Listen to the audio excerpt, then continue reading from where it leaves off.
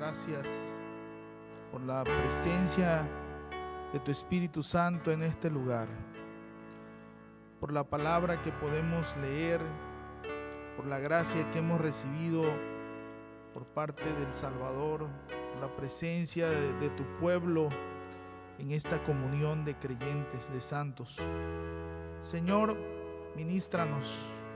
Estamos dispuestos a recibir de ti la gracia necesaria para continuar.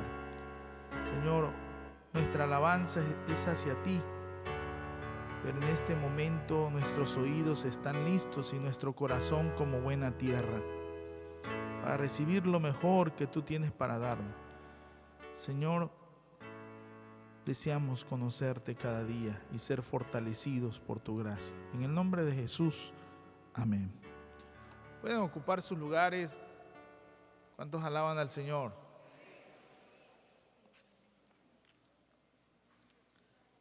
Vamos a la palabra del Señor en el libro de Filipenses, capítulo 1, verso 11.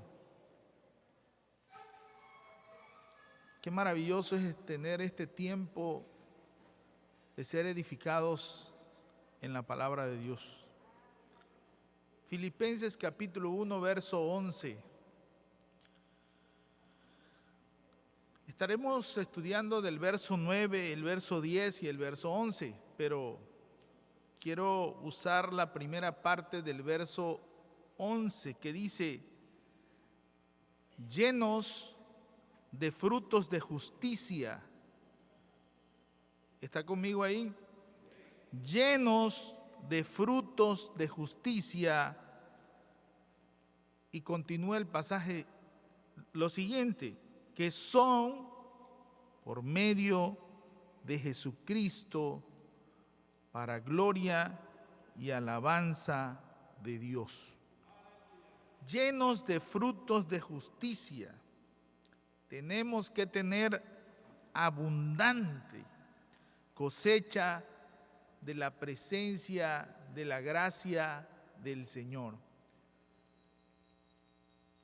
Al recorrer su vida,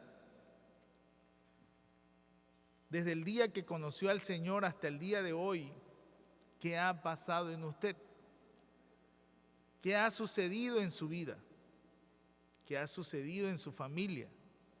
¿Qué ha sucedido en su persona? Recuerda lo que la Biblia dice, que al que mucho se le ha perdonado, mucho va a amar. Va a tener mucha gratitud por lo que el Señor ha hecho en su vida. Pero seamos realistas. El apóstol San Pablo le está escribiendo a una iglesia que él fundó de una manera sobrenatural.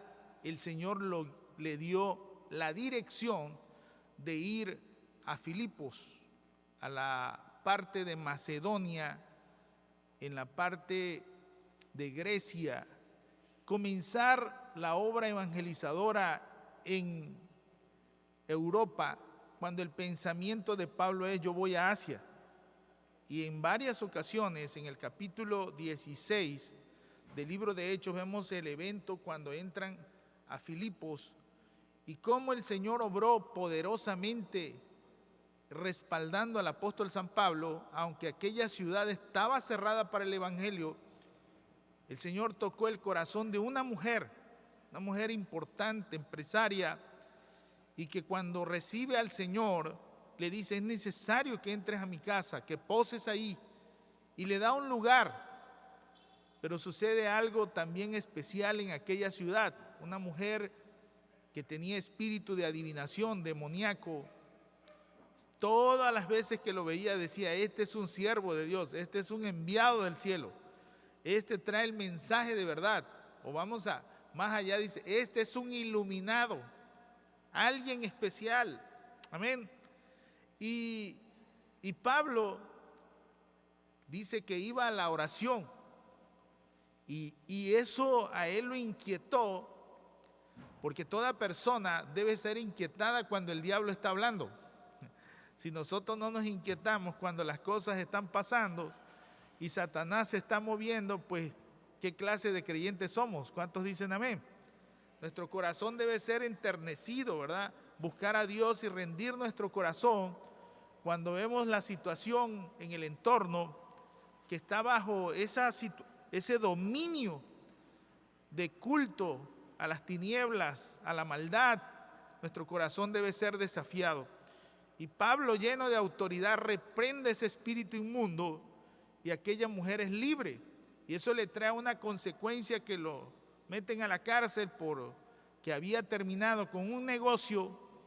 Y en la cárcel, el apóstol San Pablo, después de haber sido azotado, golpeado, sin haberle preguntado cuál era la causa y cuál era el problema, la Biblia dice que cantaba al Señor y adoraba al Señor a la medianoche, y el Señor lo respaldó de una manera sobrenatural, que un sismo se hizo presente en la ciudad de Filipos, y eso está documentado. Ellos llevaban su historia, y fue tan fuerte, tan impresionante, que la cárcel se cimbró, las puertas se abrieron, y en medio de un caos, el jefe de la cárcel dice: se escaparon. Prepara su espada y se iba a suicidar, como era la costumbre del ejército romano. Al ver fallado, tenía la obligación de quitarse la vida. Con eso pagaban su incompetencia o su falta de cumplimiento de la orden que se le había dado. Y ahí, en medio de la oscuridad, en medio del alboroto, oye la voz de alguien que le dice: no te hagas daño. Y él se queda: bueno, ¿qué pasó aquí? Nadie se ha escapado. Todos estamos aquí. Fíjense cuántos alaban al Señor por lo que Él es. El Señor es poderoso, pero es un Dios de orden. Ningún reo se escapó. Le abrió las puertas, pero nadie se fue. Y dice que aquel hombre quedó impresionado y le hace una pregunta ahí: ¿qué debo de hacer para ser cristiano? Pablo inmediatamente le dice: cree en el Señor Jesucristo y serás salvo tú y toda tu casa.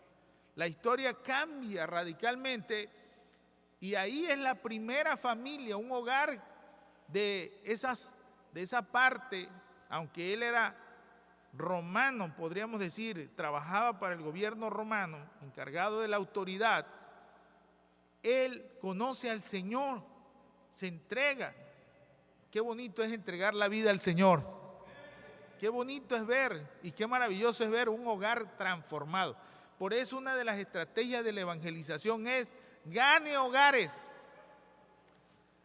busque hogares, porque cuando el hogar es transformado, las cosas van a cambiar, las cosas van a ser de otra manera. Pero allí, ese es el contexto de esta iglesia de Filipos.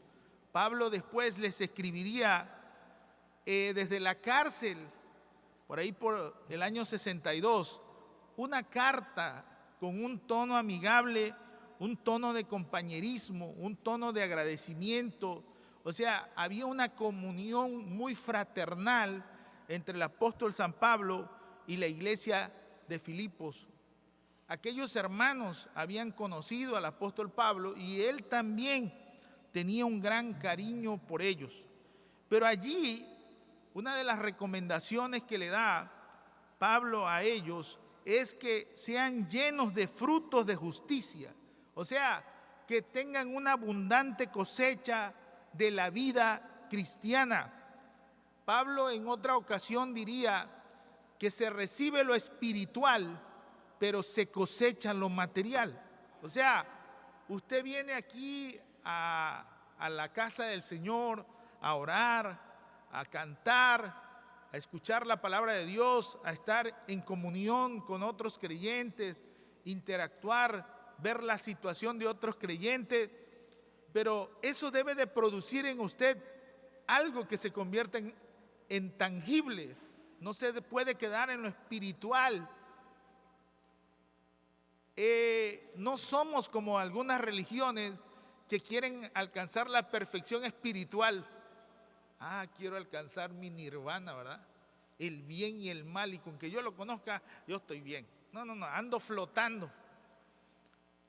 la vida cristiana no es eso. La vida cristiana es una vida diaria, es una vida poderosa en el mundo donde estamos, amén. Eso es lo que Pablo le dice, sean llenos de esa gracia que han recibido. Podríamos decir que hay tres cosas que pueden haber en la actitud o en la vida de un ser humano. Un corazón vacío de Dios, un corazón que no tiene nada de la gracia de Dios, que como está alejado de Dios, en él no hay la manifestación de esa presencia de Cristo, sino está la presencia de su naturaleza caída, de la situación de las carnes, del pecado y de la maldad. Eso es. Por lo tanto, su corazón está lleno de aquello, pero vacío de Dios, alejados de Dios. La segunda condición es que conozcamos algo de Dios, pero estemos llenos de maldad. Que usted haya oído del Señor, pero nada más ha oído, pero usted no es hacedor de la palabra de Dios. Usted escucha y escucha y escucha. Y yo, con todo respeto, le digo a las personas, y ahora somos la generación que más ha escuchado el mensaje, como nunca. Usted puede escuchar a través de Facebook, de YouTube, de mensajes, de lo que sea, o sea, con los teléfonos inteligentes, usted puede ser cargado, oiga, y puede escuchar a los conferencistas más elevados, pero ¿de qué nos sirve si todo eso que escuchamos no está transformando nuestra vida? Yo le digo una cosa, cada palabra que se diga y tiene una autoridad, en el día del juicio va a ser castigo para nosotros. Dios nos libre de estar en la línea del juicio, porque todo lo que hemos oído es mensaje de Dios para nuestra vida. Amén. ¿Cuántos están aquí? Prefiero escuchar algo pequeño, pero que me sirva y yo lo practique, a escuchar un mundo de cosas que me calme la mente y que me calme el corazón, pero no me transforma la vida. El gran desafío del evangelio es la transformación, que nuestro corazón sea recto delante de Dios, que sea una vida transformada. ¿Cuántos dicen amén? La tercera condición que Pablo está hablando es aquellos que están llenos de la gracia de Dios, llenos de la presencia del Señor, de aquellos que en su vida diaria presentan los rasgos del carácter del Señor en ellos. Escuche bien esto, del carácter del Señor en ellos, o sea, en su forma de hablar, en su forma de caminar, en su forma de tratar a las personas, en su forma de responder, en su forma de servicio. En ellos se ve la presencia y la vida de Cristo. Amén. No es solamente en sus palabras. Hace algún tiempo escuchaba una anécdota de cómo nosotros podemos manifestar la vida de Cristo. Y una maestra le enseñaba a sus alumnos que cómo es Jesús. Y uno de los niños, ya ve cómo son los niños tan ocurrentes, digo, levantaban la mano y le mandaban, yo conozco a Jesús. Ay, qué bueno, aceptaste a Cristo. No, vive por la casa. Y le dice, pero ¿cómo Jesús va a vivir por tu casa? Sí, un señor pasa por ahí y todo lo que usted está diciendo, ese señor es Jesús. O sea, y la maestra entendió, el carácter de Jesús estaba en esa persona. ¿Cuántos alaban al Señor? O sea, ¿y cómo podemos ser visitados por esa gracia de Dios? Pues el mismo pasaje en su verso 11, todo lo que recibimos de Cristo ha venido por Él. Porque dice, son por medio de Jesucristo para gloria y alabanza de Dios. O sea, usted tiene que recibir esa transformación para ser un instrumento de gloria y de alabanza al Señor. Que el mundo no pueda negar, ¿verdad?, lo que usted ha vivido y lo que usted es ahora. ¿Cómo podemos alcanzar esto? En los versos 9 nos dice algunos pasos para que la gracia del Señor produzca frutos abundantes en nuestra vida. lo primero que tenemos que hacer es, ¿qué es lo primordial en nosotros? ¿Qué es el primer lugar en nuestra vida? Y eso lo menciona el verso 9. Y esto pido. Miren lo que dice. Y esto pido. Pablo está hablando sobre la primera condición importante de la vida. ¿Qué es lo que usted busca? ¿Qué es lo que usted anhela? ¿Qué es lo que usted desea en su vida? ¿Desea que la gracia y la plenitud del Señor se manifieste en usted? Cada día somos confrontados. Cada día somos perfeccionados a lo que el Señor desea. Usted presenta su vida, su alma, cuando abre sus ojos, cuando tiene la oportunidad de arrodillarse, usted le dice, habla que tu siervo oye. Señor, yo tengo tantas cosas, pero ¿qué es tu voluntad? La Biblia nos enseña que Jesús aprendió la obediencia. Escuche bien eso. Aprendió la obediencia. Imagínense, si Jesús aprendió a obedecer, ¿usted y yo acaso no tenemos que aprender? ¿Y cómo se aprende? La vida es una escuela. Una vez una hermana dice, hermano, pastor, yo quiero que el Señor me dé, así que yo pueda tolerar a las personas, ¿verdad? Que yo pueda aguantarlas, que me dé esa tranquilidad. Quiero tener esa habilidad. ¿Y cómo Dios trata con nosotros? Pues nos manda pruebas y situaciones, ¿verdad? Y dice, oye, pero si yo quería vivir tranquilo, Dios te está perfeccionando. ¿Cuántos alaban al Señor? A mí me han dicho muchas personas, pastor, ¿y usted no quiere ser apóstol? Y yo le digo, no, porque los apóstoles tienen aguijones. Si Pablo, que era el más grande de todos, dice que tenía un aguijón, pobre de mí si llego a ser apóstol, ¿verdad? Tendré un aguijón. Así que mejor déjenme como pastor. ¿Cuántos alaban al Señor? Y se ríen todos porque reaccionan porque, yo quiero ser apóstol. Sí, pero el grande de los apóstoles tenía un aguijón en la carne. Si de por sí a veces nos duelen las choquizuelas, pues ya para qué queremos aguijón. ¿Cuántos alaban al Señor? La Biblia lo menciona. O sea, ¿cuál es lo primordial en nuestra vida? ¿Cuál es el enfoque? Y ahí Pablo dice en el verso 9, y esto pido. ¿Cómo lo pedía? En oración. O sea, su tiempo de oración había algo que encabezaba ese tiempo. ¿Cuánto dedica usted a la oración? ¿Qué busque en la oración? Voy a llegar el lunes porque tengo problemas. Entonces sí se acuerda del culto de oración, ¿verdad? ¿Cuántos alaban al Señor? Y manda su papelito, ahí sí es miembro de la iglesia, ¿verdad? Acuérdense de mí, hermano, que soy miembro de la iglesia porque oren por mí. Pero cuando usted está sanito, rechonchito, bonito, gordito, empaquetado, hermoso y guapo, ¿a dónde estamos? Venimos a ser agradecidos por Dios. ¿Por qué está usted orando, hermano? Por gratitud. Por compromiso con mis hermanos. Un amén nada más hoy. ¿Cuántos alaban al Señor? Porque se ora por gratitud. Se ora por compromiso. Se ora por pasión. Se ora por el llamado de Dios. Pero hay gente, yo soy muy espiritual, hoy vengo a la oración, pero vea lo que dice. Señor, ayuda a mi hijo. Señor, sácame del problema. Señor, sáname la enfermedad. Señor, cualquiera lo haría, hermano. ¿Quién no ora por sí mismo? Pero el gran detalle de Pablo aquí era su corazón ofrecido a Dios. Y le dice, y esto pido en oración. Este es mi anhelo. Esta es mi vocación.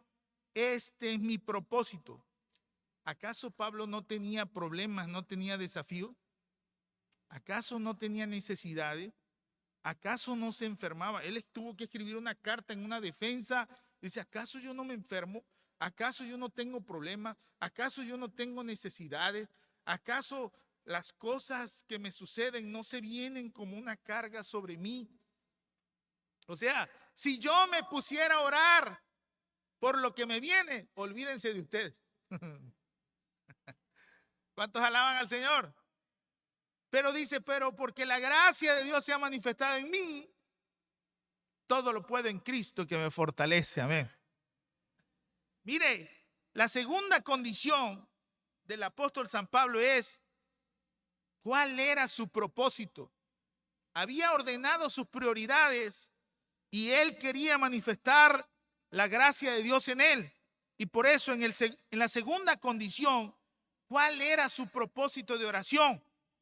Ahí lo dice en el verso 9, que vuestro amor abunde. Mire qué tremendo está eso. Que vuestro amor abunde aún, ¿cuánto? Más y más en ciencia y en todo conocimiento.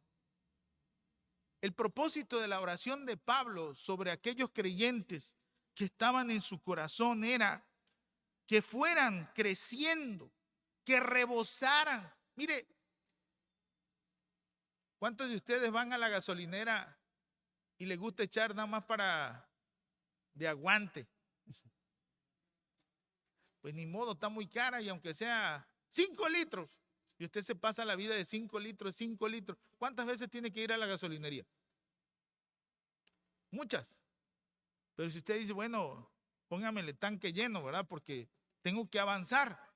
Las personas de tanque lleno avanzan y hoy podemos ver la característica de los vehículos que cuando le coloca uno la gasolina le dicen cuánto kilometraje le puede rendir.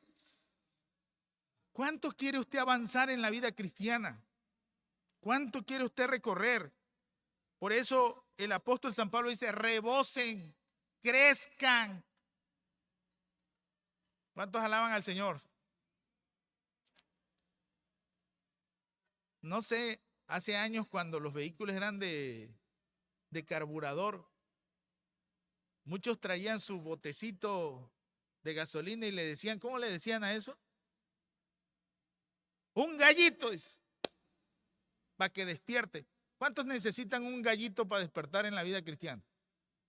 Vengo, pastora, que usted me dé un gallito espiritual. Ay, hermano, levántese en el nombre de Jesús.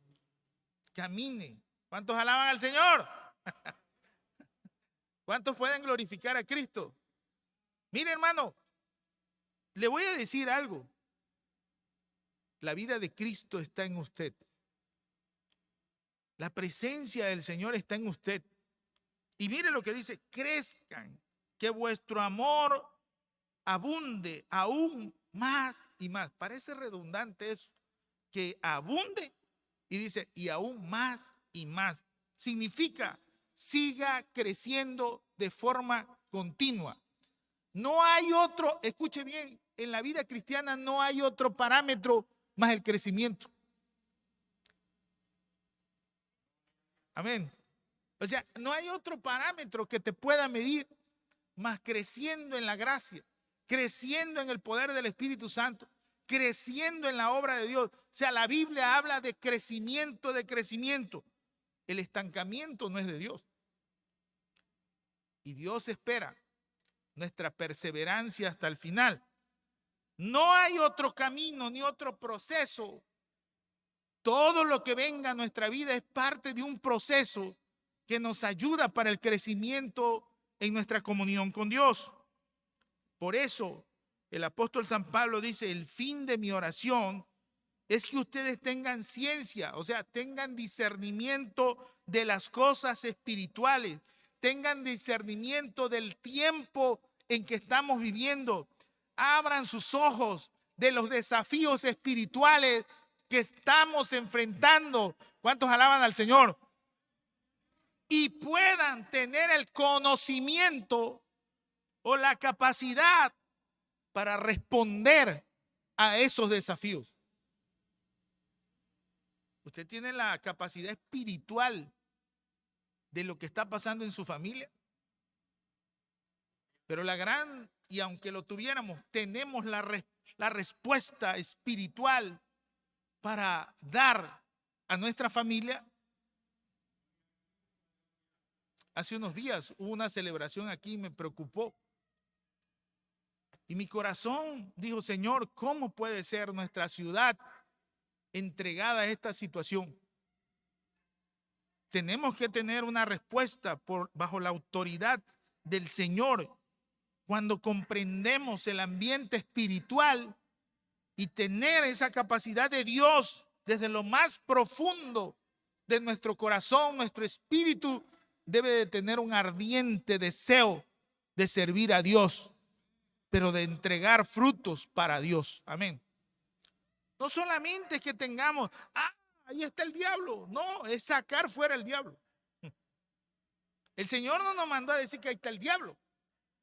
Y en mi nombre, ¿qué dice? No dice, detectarán a diablos. ¿Cuántos son detectores de diablo? El Señor no dice eso. Echarán fuera a los demonios. O sea, hay que ganar el territorio. Hay que ganar. Hay que avanzar. Pero eso nos da la ciencia espiritual de detectar el ambiente espiritual, pero también el conocimiento nos da la comprensión y la fe de que Dios está con nosotros. Amén.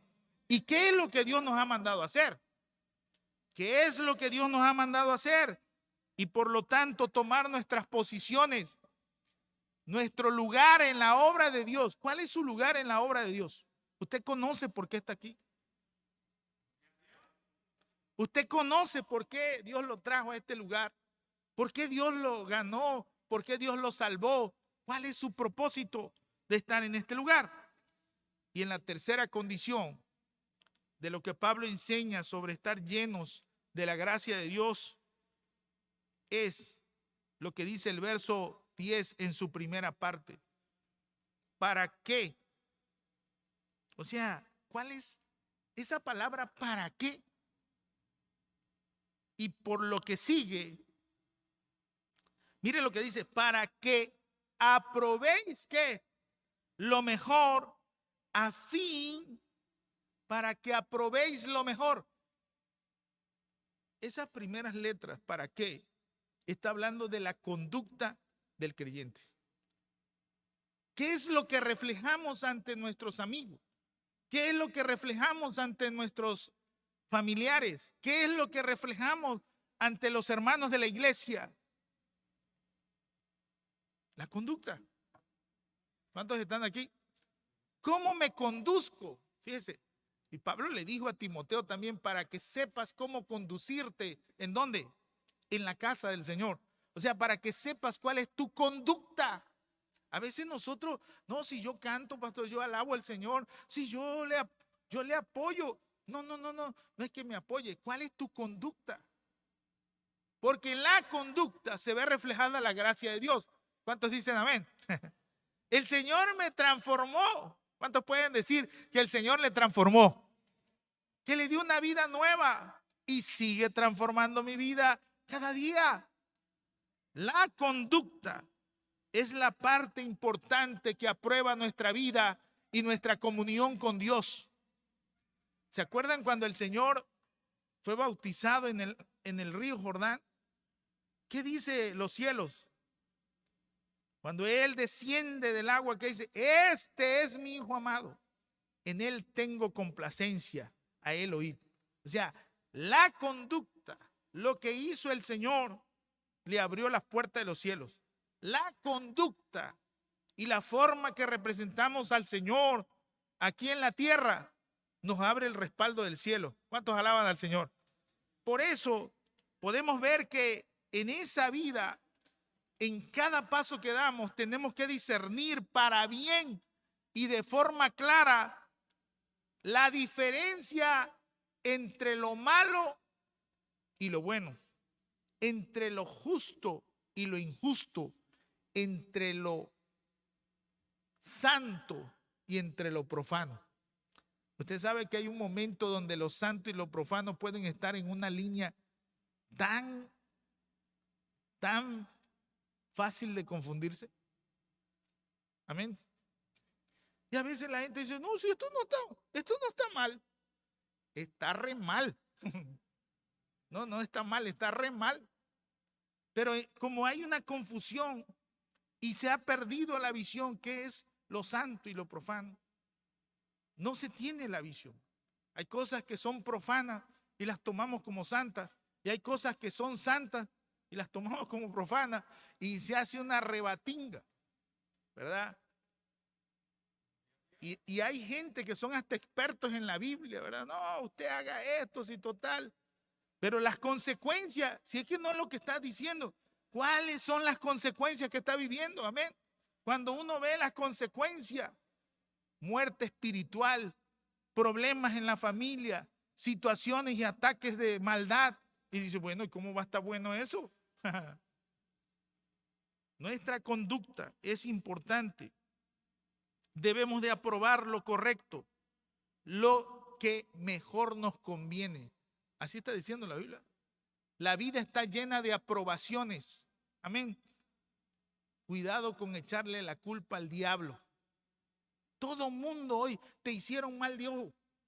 Está así porque allá te han de tener en una ficha. Y no estoy diciendo que Satanás no haga eso. Hace cosas peores. Pero usted y yo vamos a responder de nuestras actitudes. ¿Cuántos dicen amén? Y el Señor dijo que cuando envía a sus discípulos, le dice, y tomarán en las manos serpiente y comerán cosa mortífera. ¿Y qué dice? ¿Y qué dice? ¿Y qué dice? Cuídate, lleva tu fichita, lleva tu qué, tu amuleto ahí en la bolsa, ¿verdad? Para que no te hagan nada. Y eso está hablando, dice, el creyente, claro que está en enemistad con Satanás, pero no te preocupes porque nada de eso te tocará. Eso es una promesa, sino para qué los mandaba Jesús. O sea, está hablando, no que usted vaya y tome serpientes y se beba 1 litro de ácido muriático. Está hablando de las situaciones que usted va a vivir en la vida. Gente perversa, situaciones que detestan el evangelio de Jesús, su vida cristiana, su vida de la presencia del Espíritu Santo. Claro que sí, porque la Biblia dice para muchos es perdición, pero para otros es poder de Dios para salvación. Amén. Tenemos que entender esto. ¿Cuál es lo mejor y lo que conviene? Nuestra vida está llena de decisiones. En cuarto lugar, el pasaje nos lleva a algo mejor. ¿Qué es lo que Dios espera de nosotros? Que seamos combativos nada más y que estemos en esta situación y no mostremos de su gracia. En cuarto lugar, en el verso 10, a fin de que seáis, ¿a fin de qué? Que seáis ¿qué? Sinceros e irreprensibles. ¿Para cuándo? Para el día de Cristo. Aleluya. ¿Cuántos esperan el día del Señor? ¿Cuántos esperan la venida de Cristo a la tierra? ¿Cuántos están listos, Señor? Cualquier cosa estoy listo. Señor, no, es que mi perrito, ¿quién lo va a cuidar? Mis gallinitas, pues pobre perrito, ¿verdad? Ahí se quedará. ¿Cuántos alaban? ¿Cuántos tienen algo en su corazón que todavía los detiene? ¿Cuántos están aquí? ¿Cuántos pueden alabar al Señor? Levante su mano y diga, yo estoy listo para en cualquier momento, Señor, ven por mí. Aleluya. ¿Qué día glorioso va a ser eso? Oiga, ¿cuántos de ustedes anoche en su casa, ahí estaba yo ya descansando, ya estaba yo tranquilo? ¿Cuándo de pronto se va la luz? ¿Y qué hace usted? ¿Se alegra? Y empiezas a ver qué pasó. Pues imagínense qué día glorioso va a ser cuando Cristo venga en un abrir y cerrar de ojos y usted esté en la presencia del Señor. ¿Cuántos alaban al Señor? Será un momento de una experiencia gloriosa. La Biblia dice que para estar listos para ese día debemos de dos condiciones importantes en la conducta. Abra bien sus oídos y abra bien sus ojos y voltéeme a ver bien claramente, porque diga, después no me dijo el pastor, sí se lo dije. Y es más, no se lo tengo que decir, ahí está en la Biblia. 2 condiciones le dice el apóstol a la iglesia. La primera, deben de ser sinceros. La palabra sinceridad está tomada de un vocablo donde ya ve que antes habían escultores, tomaban una piedra y decían, de aquí voy a hacer una figura. Y habían personas expertas cincelando, iban golpeando y le iban dando forma. Habían aprendices que estaban en la escuela y agarraban y ellos también estaban aprendiendo. No se puede aprender la escultura si no tomas un cincel y un martillo, ¿verdad? No se puede.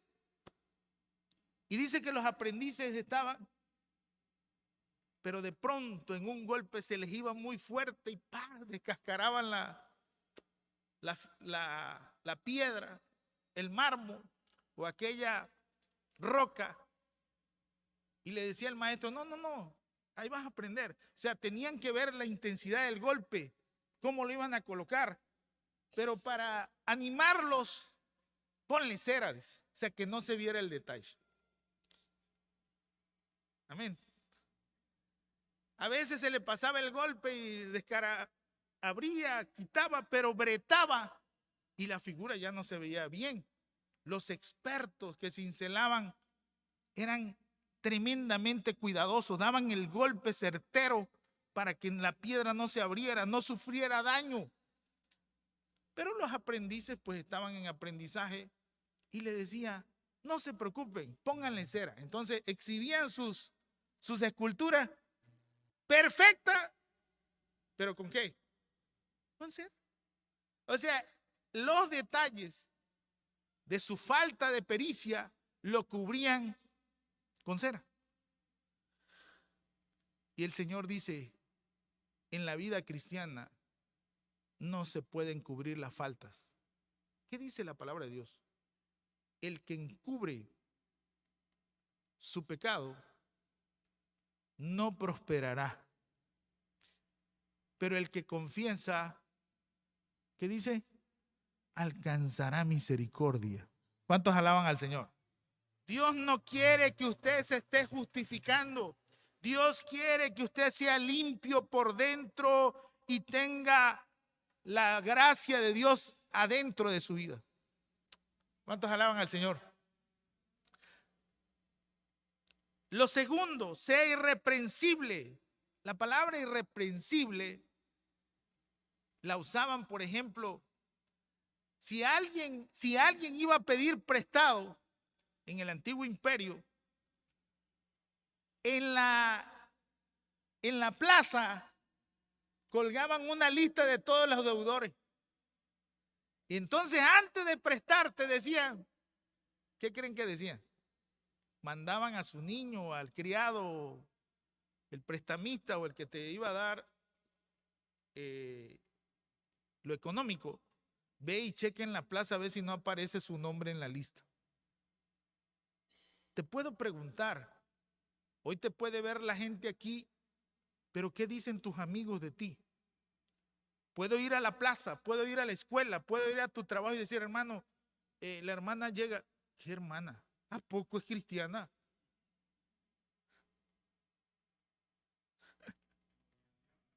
¿Cuántos alaban al Señor?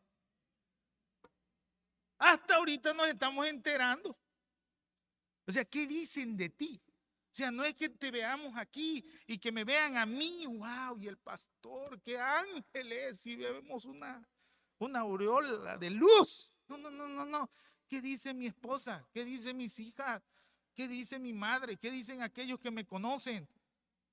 Dice la Biblia, van y checaban allá la tablita, ¿verdad? Por eso dice la Biblia, y Pablo agarró esta figura cuando dice, el acta que nos era contraria fue quitada.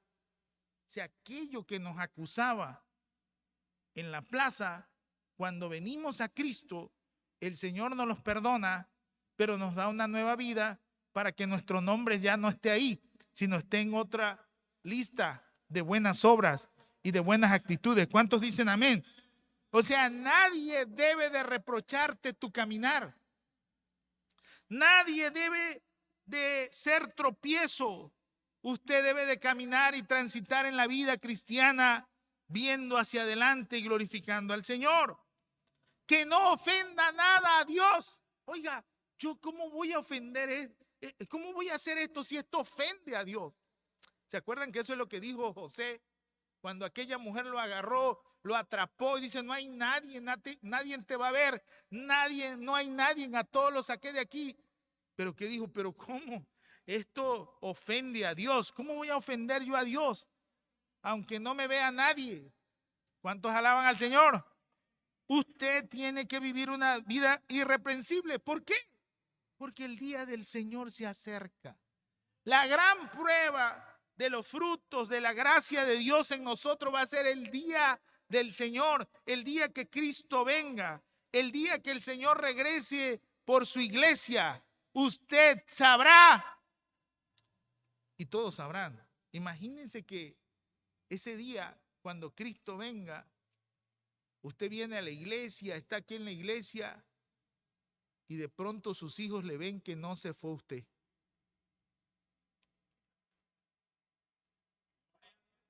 Tan. Y usted se quedó con su nene consentido. Pero de pronto que se levante su hijo, ¿dónde está mi papá? Se fue con el Señor. ¿Cuántos alaban al Señor? Por eso la Biblia dice que la oración del creyente, ven Señor Jesús, porque tu pueblo te espera. ¿Cuántos alaban al Señor? ¿Cuántos pueden darle un gloria a Dios al Señor? No tenga temor.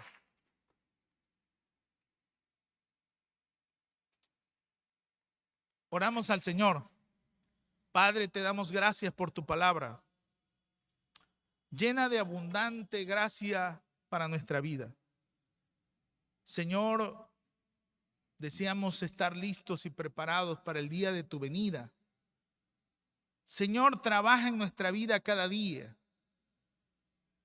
Que no usemos circunstancias que puedan opacar o esconder lo que no es agradable a ti, sino vivir de una manera transparente y todos los días presentándonos delante de ti para ser transformados. Padre bendito, llénanos de tu gracia y de tu poder. Abrimos nuestro corazón a ti para que tu presencia nos transforme y nos ayude. Nadie puede alcanzar el favor de Dios si el Hijo no lo ha dado a conocer. A través de Jesucristo podemos vivir esa gracia y a través del Espíritu Santo podemos ser perfeccionados cada día. Guíanos, Espíritu Santo, en este caminar de la gracia de Dios. Señor, cada día y cada paso te necesitamos. Queremos estar listos para el día de tu venida. Queremos estar guardados sin mancha y sin arruga para aquel día que tú vengas por tu pueblo. Esperamos tu venida, Señor Jesús. Cada uno de tu pueblo dice, ven, Señor Jesús, que tu iglesia te espera. Padre, que tu Espíritu Santo nos dé esa fortaleza. En el nombre de Jesús. Amén.